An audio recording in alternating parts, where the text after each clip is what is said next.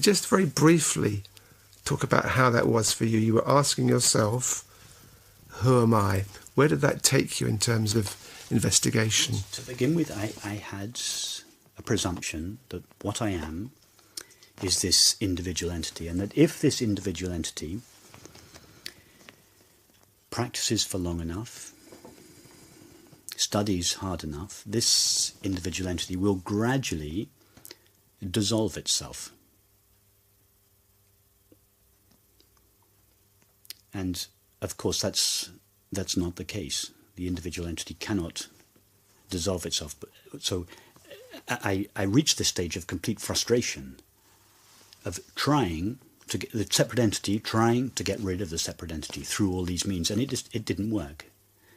So a point came when I really stopped trying to get rid of this separate entity, or indeed to do anything to it, stopped seeing it as the problem, and just turned around and asked myself, well, what is this entity that is unhappy, that is searching, that is trying to quiet the mind, that thinks the mind is a problem? I started to look for it.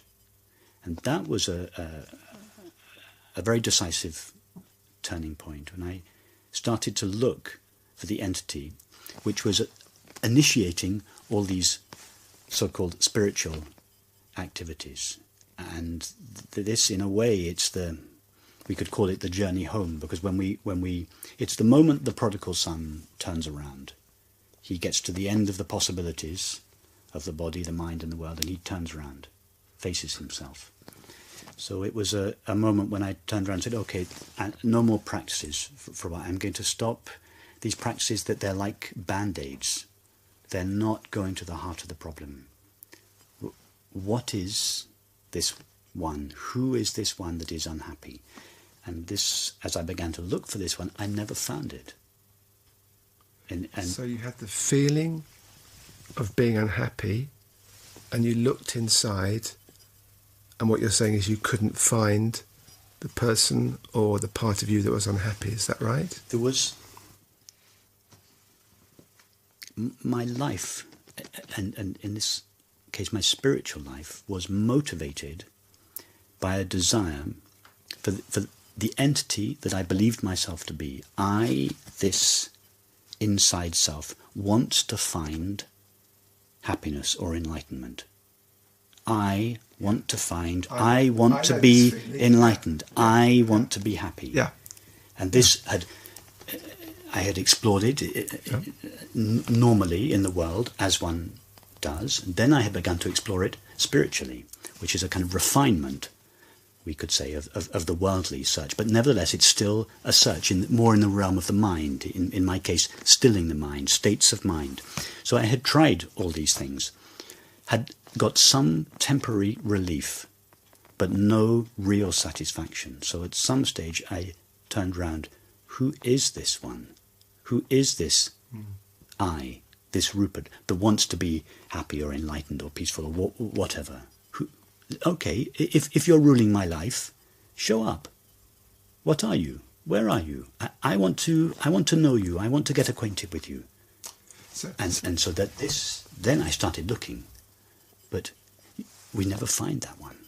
But how did you turn it around? What was your process of turning it around?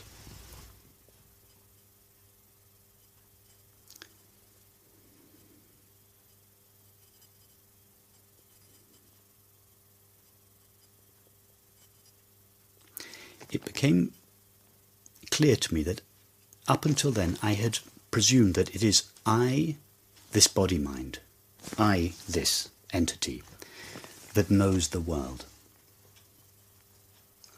But it came clear quite quickly to me that no, it's not I, this body-mind, that knows the world.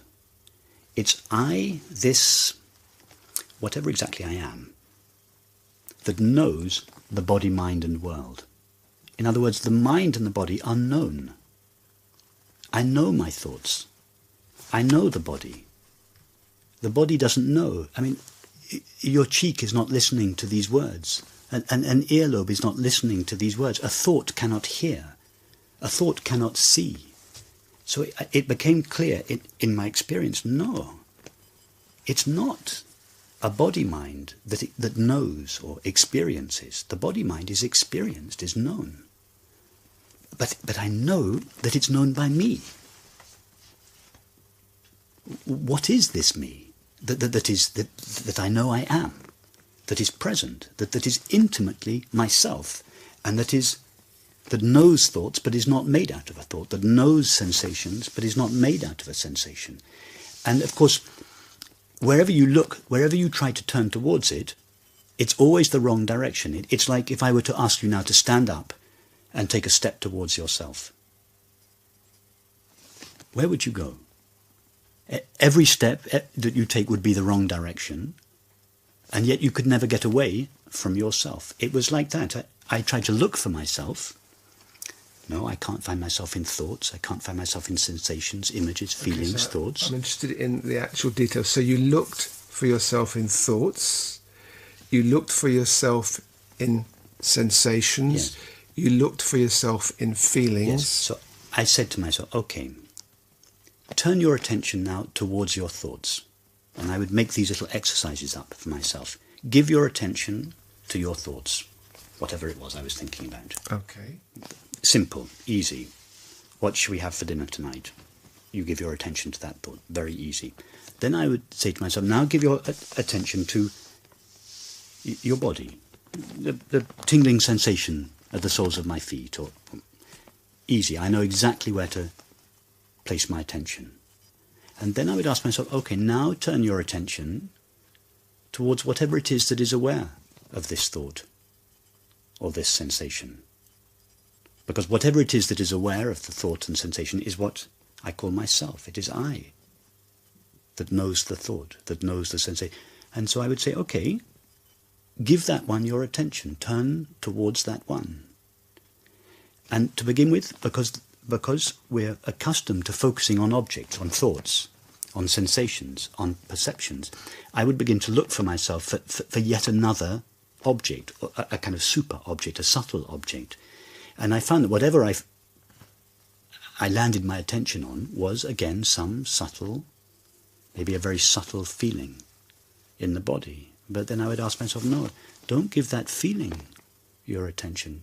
Give the one who knows that feeling, who is aware of that. Give that one your attention. And to begin with, I would go out again towards an object, and then it would collapse back. And then the impulse to go out again, to find myself as some kind of a thing, some kind of an object, the impulse would rise up, and the futility of it, the impossibility of it, would just automatically collapse the effort. And I just found that it was so ridiculous to look for myself as some kind of an object, because I already was. Myself is too close to myself to be found or known as any kind of an object. So there was a collapse of this looking for myself as an object, and it was replaced by a sense of, I am myself already. I can never know it as an object, but that doesn't mean that I can't know it intimately in my experience, not in subject-object relationship, but it knows itself. It became so clear that the way to know myself was simply to be myself. That is awareness's way of knowing itself, by being itself, and it is always itself. It became so obvious that I had mistaken myself for a thought or a sensation or a cluster of sensations or an image, and it became obvious to begin with in kind of momentary glimpses, but over time these glimpses stabilized. It just became more and more obvious that I was already intimately acquainted with what I was looking for.